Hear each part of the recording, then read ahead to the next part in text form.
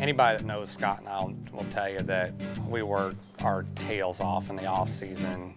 I mean, we bust our behinds every year, spend a lot of money doing it and everything, but you know, that's what we live for. So we know that the harder that we work in the preseason on these food plots and running our cameras, the more likely we're going to be to have success during the regular season. And this year, it just paid off in dividends.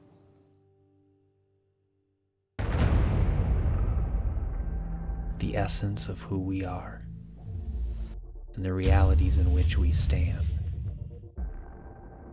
are evidence of things unseen.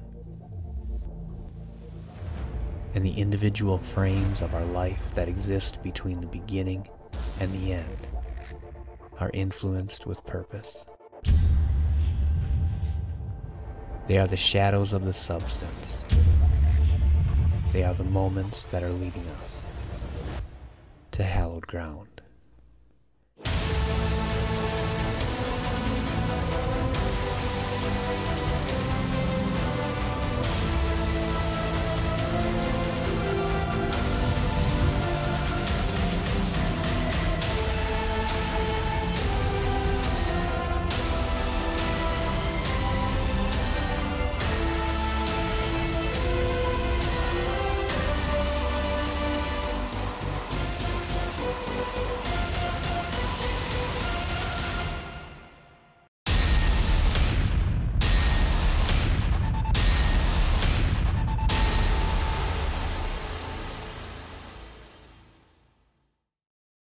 In most years, what we do when we're hunting Missouri and Kansas, we'll start off the season in Missouri, hunt the opener there, then go to Kansas, hunt the opener there, and then it's going to be a month and a half before we're back in Kansas. The time in between, we start really working on our doe management.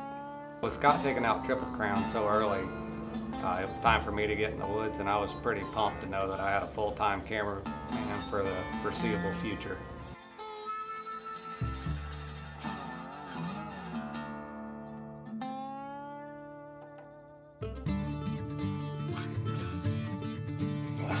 It's about 8:45 now, and I think we're up to about 11 deer that we've seen, and the only ones that have come within bow range are the two we wouldn't have shot, and those two small bucks, but we've seen 6 cross within 20 yards of a stand that we've got down to the south of us.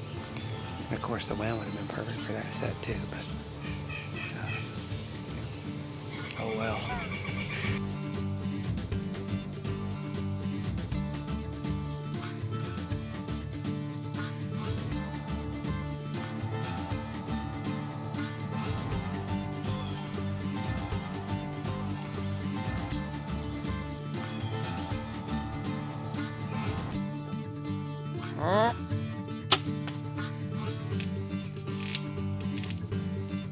And I thought she was quartering a little harder, so it was just pretty quick what happened this morning and everything too. You're trying to process all that stuff so quickly, and your cameraman's in the middle of peeing, so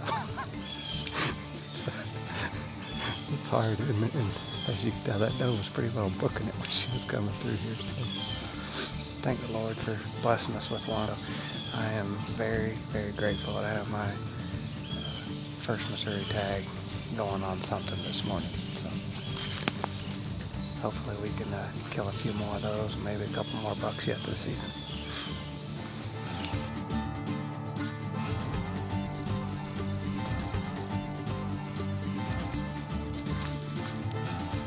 She's maybe 25 yards from where I shot her, but I got a total of probably 50 yards.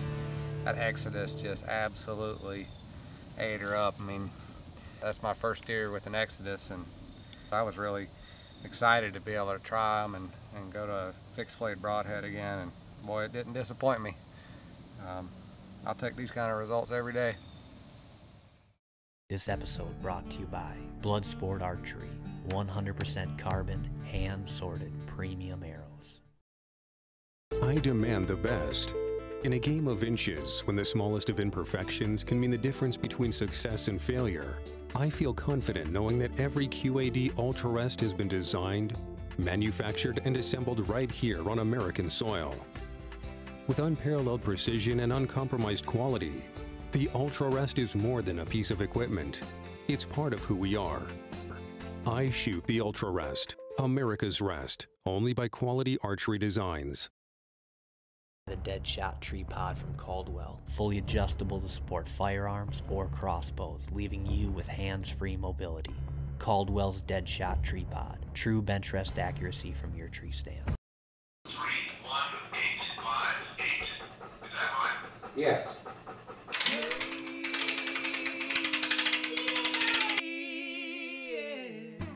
Finally got a doe down, everything, got some meat for the table, feed the family, and we were ready to start to focus on hunting bucks again. There's one farm in particular that's right next to my house that we just weren't having any good deer showing up, and so my daughter rode with me one day over there to check a food plot and check a camera, and I told her, I said, you know, Emma, I said, maybe you'll change Daddy's luck and we'll have a good buck show up finally. And sure enough, this, you know, big 160 class mainframe 11 point was on the card that day. So we named that buck Emma's buck. Something new that we started using this year was Deer Lab software. So we're taking our trail camera pictures and we're dumping them in to Deer Lab, and it's amazing the feedback that it gives you, to where it really can help you start predicting when the best time to go after one of these deer is based on what he's done in the past regarding moon phase, wind direction, temperature, all that sort of stuff. So we felt like we were starting to learn enough about that deer that we had a good wind to go in there and hunt him on. And just based on what he'd done in the past, we thought there was a really good chance we were going to see him that night.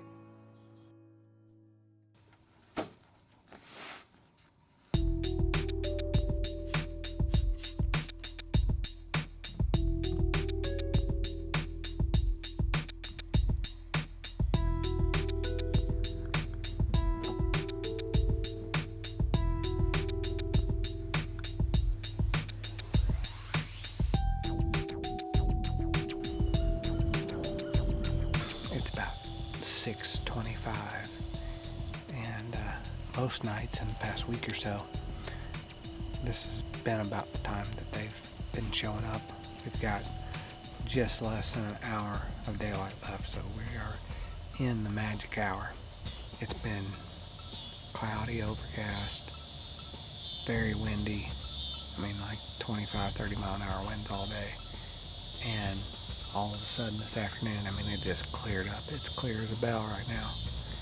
And we're pretty optimistic that they may move around 7 o'clock. I mean, that seemed to be like the magic time. That gives us like 15 minutes of shooting light, watching this beautiful sunset tonight. I mean, life can't get a whole lot better. Unless like the 160-inch buck walks out and I can get an arrow in him at about 20 yards and he dies on camera. Then it would get better, but other than that, we're good.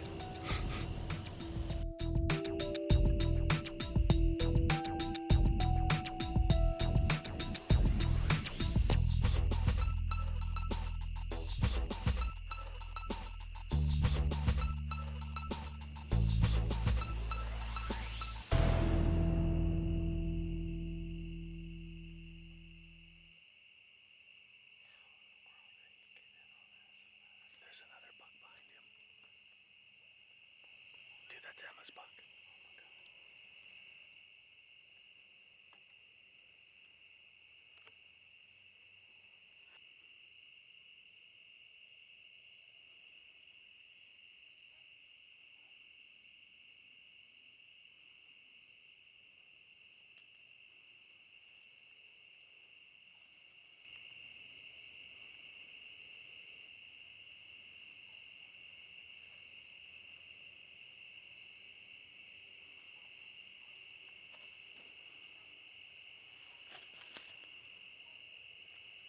I'm out.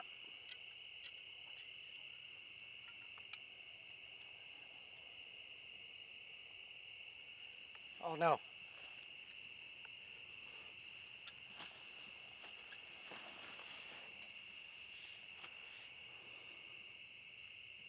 my nervousness, I went to knock and I pushed my arrow up like that. And it did just like that. I've never ever done that hunting. But I just pushed my own arrow off. I mean, I had him 35 yards, dead to right. And I tried to stop him while I was trying to get my arrow back up, but you're just not going to get a big mature buck on a still night like this to give you two chances. Boy, I'm just sick.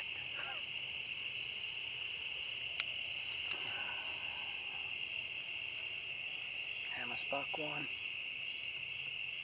Emma's dad 0.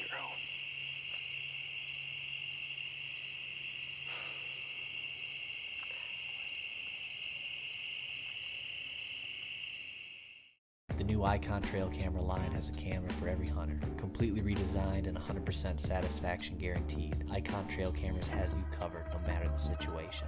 Icon trail cameras, fuel the addiction. This is the Midwest, the heartland. A place where hard work has collided with innovation for decades. The spirit that's driven men and women forward for generations is the same spirit that drives us today. People ask from year to year if we're building a new bow, and we'd rather say we're building a bow that's better. We are Athens, and it's not about being the biggest, it's about building the best. A mature buck can detect an imposter at 400 yards, so why take a chance with any old scent? Tink's Hot Shots eliminates problems found with ordinary aerosol bombs. Its bag and can system separates the scent from the propellant, so the scent is not diluted or contaminated with other chemicals.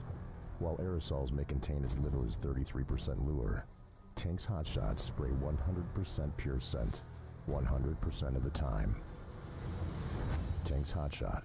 Don't bomb your hunt. This episode of Hallowed Ground Outdoors is brought to you by Quality Archery Designs. Focus on the shot. We'll take care of the rest. Tinks. Industry-leading lures and attractants. Non-typical wildlife solutions. Protect your plot with a hot zone deer exposure system. Night muzzleloaders. Power, style, safety, and accuracy. Hoyman's extendable premium tree saws. Evolved Harvest. Grow more groceries per acre. Lakewood Products. Extreme cases for the sportsman. Wild Game Innovations. Nutrition, attraction, action. So after the encounter with Emma's buck, we didn't really know what to do, whether we should just back out. We decided to shift gears. We just acquired a new farm in Kansas that we were leasing that's 400 acres, and it just looked like buck heaven the first time that we were ever in there.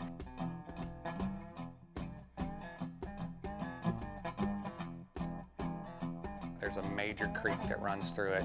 We've got huge hardwoods that just rain acorns. You've got thick cedars, you've got open cedars, you've got pasture, you've got hay, you've got clover. It's just really got it all.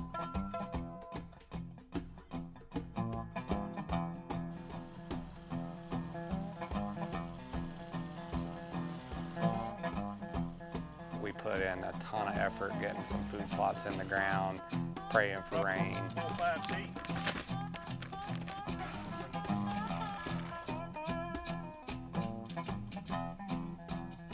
It's just an awesome farm with fantastic habitat. And if I know anything about hunting bucks, I know that they love edges, and when you get 4 edges right there together, one of them's bound to mess up.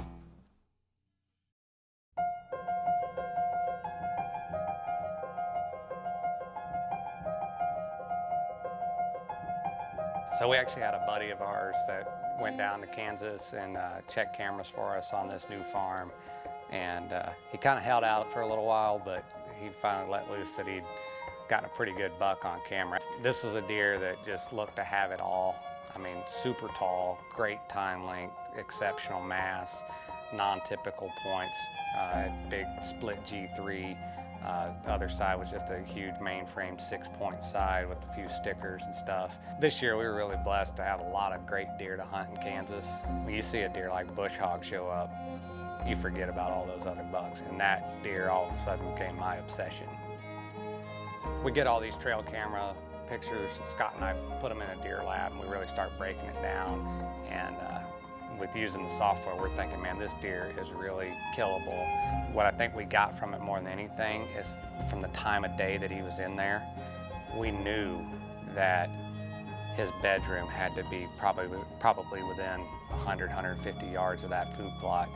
And so all we had to do was time our next trip down there with the right wind and the right moon phase, and we felt like we had a really good shot of getting that deer.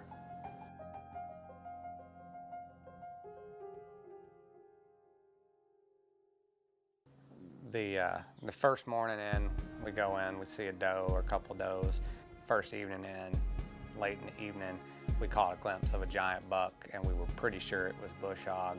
We knew that if we stayed patient and we kept hunting smart, and the winds held, chances were sooner or later he was going to be there. Well, it's 4:30. We just got set up. Well, we actually, on the way in, we saw some really big buck tracks, and we're figuring that it was from him where he was feeding in a plot last night. And he came back through here, and our guess is that he came back through here. He hit a scrape that's right over here, and he went back up in there and bedded down. And he may have gotten up around 1 or 2 o'clock today and fed a little bit on acorns. But a big buck like that this time of year is just not going to come out to the open. So chances are he didn't feed heavily. And so we're just kind of hoping that tonight he's going to do what he did last night, either come from down there or come from over here about 5:30 or 6 o'clock, and we'll get an arrow in him. Tell you what, it's wearing us out, man. There's 4 out of 5 days he was in here by 5:30. We're hoping that tonight is the night, because it's our last night.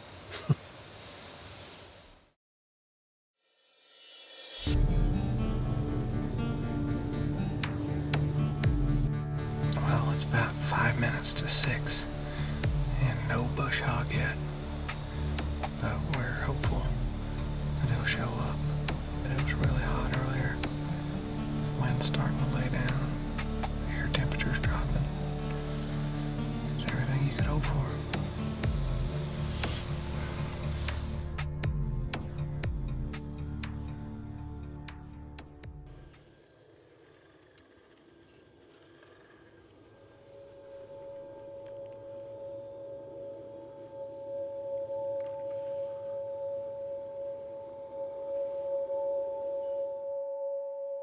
Battleground Outdoors is brought to you by Dave Smith Decoys, the highest quality decoys on the market, made in the USA.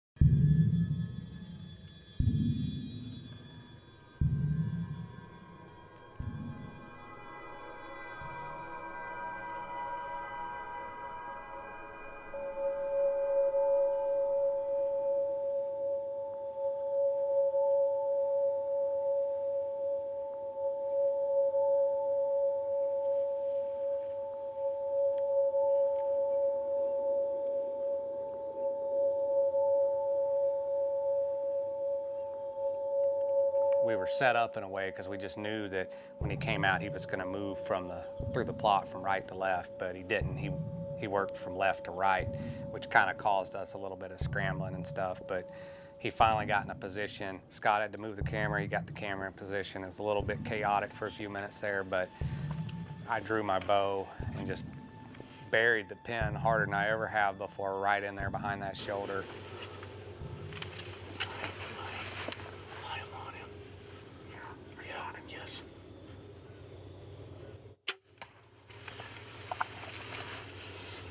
City, baby. Go down right there. Sit back, sit back, sit back, sit back. Go down right there. Move your bow, move your bow.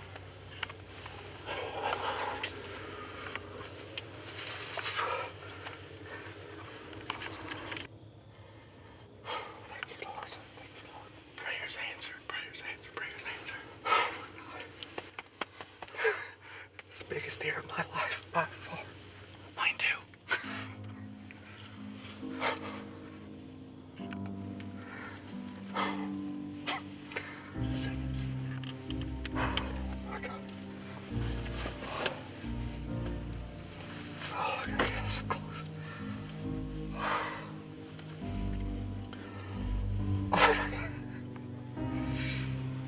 giant.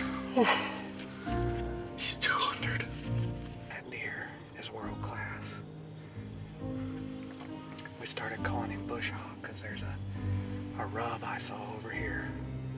And Scott wasn't sure it was a rub. He thought that maybe I'd hit it with a bush hog, and then when we got out and looked at it, we realized it was a very fresh rub. So well, that's that buck's name. That's bush hog, because that's one of bush hog's rubs. I've hunted my whole life, and I've had buck fever when I was a kid. The last several deer I've shot, I've stayed relatively calm.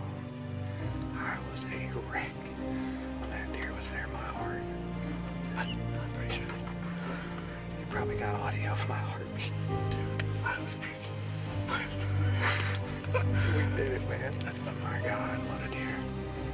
Lord, thank you. Gave him a little bit of time. Went in after dark, get in there, and we find him. And I don't know, man. The adrenaline was running so high. It was still hard to imagine what we'd just done. And I don't think it really sank in until the next morning when we got him out in the light and just, picked his head up again. Just, it all sunk in on, we just killed an absolute giant.